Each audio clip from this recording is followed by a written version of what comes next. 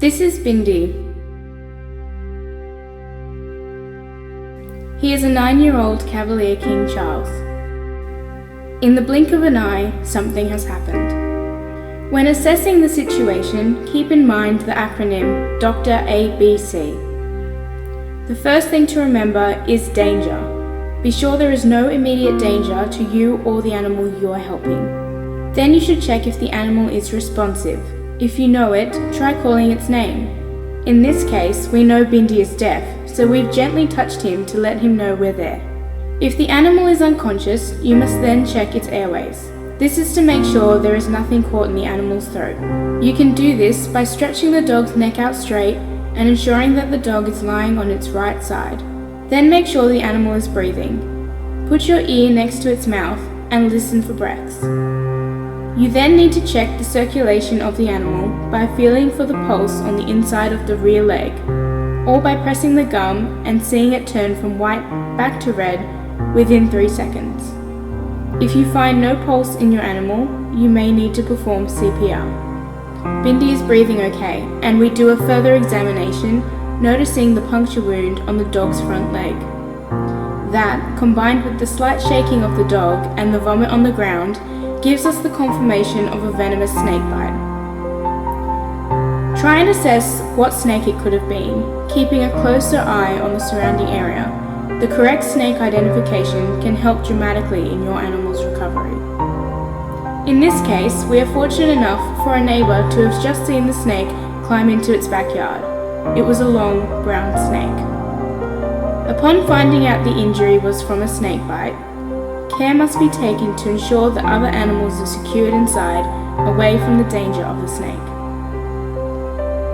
Our next step is calling our local vet and calmly giving them as much information on the situation as possible. This can include where you are located, so they can estimate your time of arrival, the size, breed and age of the dog, and the size and colour of the snake, if known, as well as the dog's current condition. Then we perform a quick and thorough first aid on the dog. We use a compression bandage to limit the flow of venom in the bloodstream and keep the dog lying on its side in case CPR is needed at any time.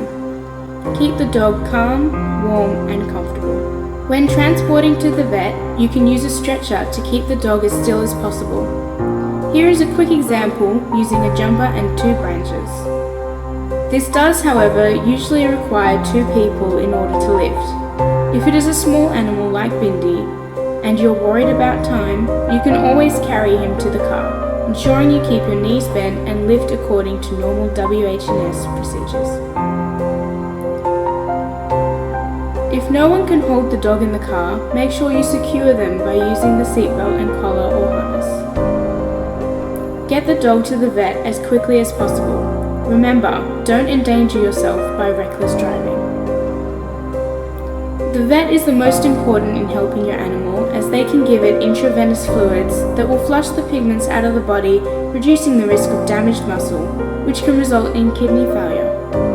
They can also provide oxygen if the dog is having trouble breathing, which in the case of a short-nosed cavy, he could be. And then they will give the anti-venom for the specific snake bite that you described on the phone earlier. After anti-venom is administered, they will keep him to monitor his process and ensure that he is responding to the treatment. Things to remember. If you ever do find a snake, it is strongly advised to never go near the snake. Identify it and call your local snake catcher or wildlife service, keeping in mind that native snakes are protected in Australia and it is illegal to catch or harm one. Recovery from snake bites usually takes 24 to 48 hours if the pet receives prompt veterinary attention and the bite is not too severe. The signs associated with snake bites can be variable. The symptoms can include defecation, salivation, dilated pupils, and vomiting, usually followed by collapse. Immediate collapse, then recovery, indicates that a lethal dose of venom has been received, which is shown through shivering, excitement or lethargy, paralysis, difficult breathing, and death. Did you know that anti-venom is produced by gradually immunizing horses to the venom of a species of snake? The horse's blood is then collected and the serum is separated and purified to make anti-venom. containing specific antibodies to the toxins in the snake venom. Thank you for watching our presentation, and we hope you've learned something new about snake bites. No Bindiis were harmed in the making of this video.